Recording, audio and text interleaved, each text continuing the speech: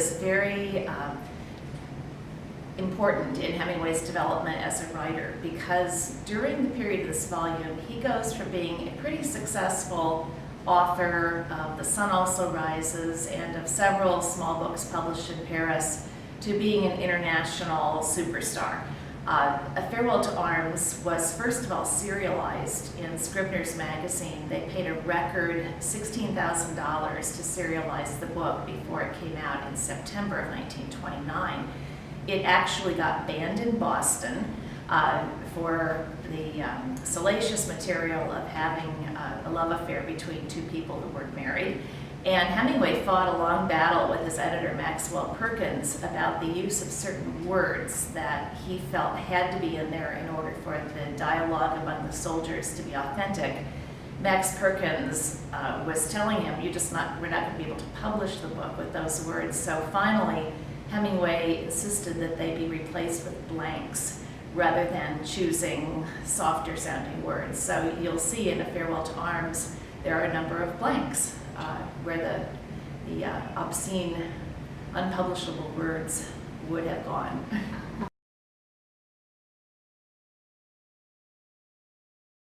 The person he writes to most frequently is Maxwell Perkins, the legendary editor at Scribner's, who was the editor of F. Scott Fitzgerald, Thomas Wolfe, and many other major writers in American literature.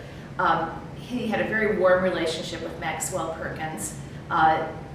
He also continued his friendship and a very intense correspondence with F. Scott Fitzgerald. And in the course of this volume, we see their relationship changing a bit. Hemingway is soaring to fame, and Fitzgerald, who really was the one who helped Hemingway get started, he introduced Hemingway to Max Perkins in the first place, gave advice to Hemingway on The Sun Also Rises that Hemingway followed.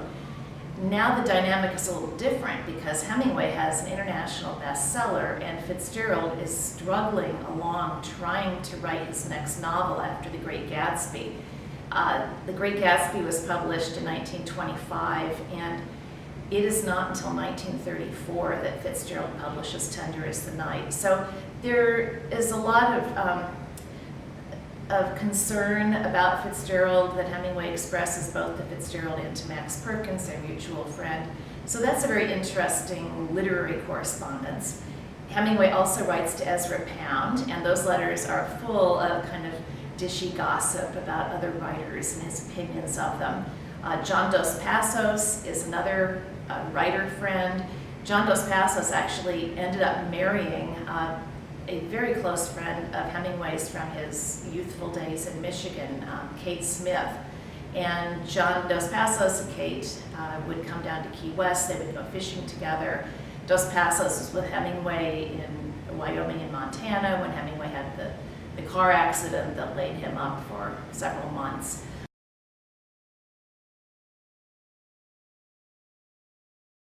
I'm not sure people really appreciate how funny Hemingway was. The letters are full of puns, jokes, sometimes really snide comments that are very witty. And he's also very generous to younger writers who have written asking his advice. He really is a champion of a younger poet, Evan Shipman, and does a lot to try to get Shipman's work published. That sort of generous impulse is not something we always associate with Hemingway.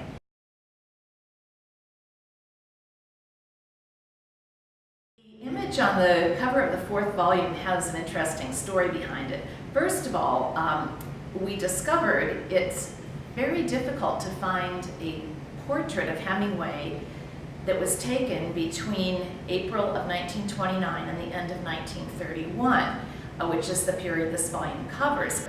The photograph that's on the cover is one that was taken in Paris in 1928 by a photographer named Helen Breaker.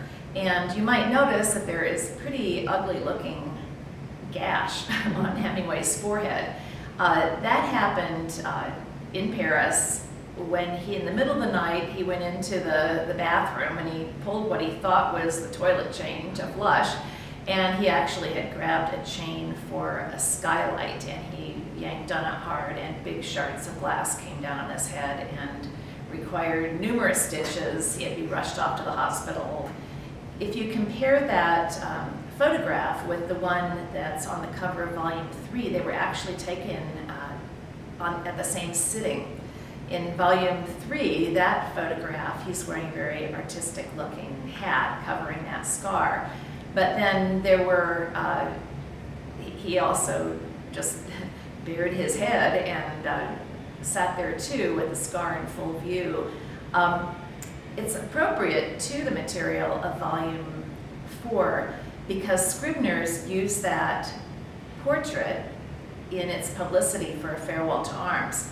Max Perkins thought that the readers of the day were going to be a little put off by that ugly scar, so the artists at Scribner's brushed out the scar. So in advertising in 1929, you will see a very unblemished Hemingway, that very same portrait. And among the illustrations of the volume, we've included an example of an ad that ran in the New York Times alongside the untouched version, which actually shows Hemingway's wound.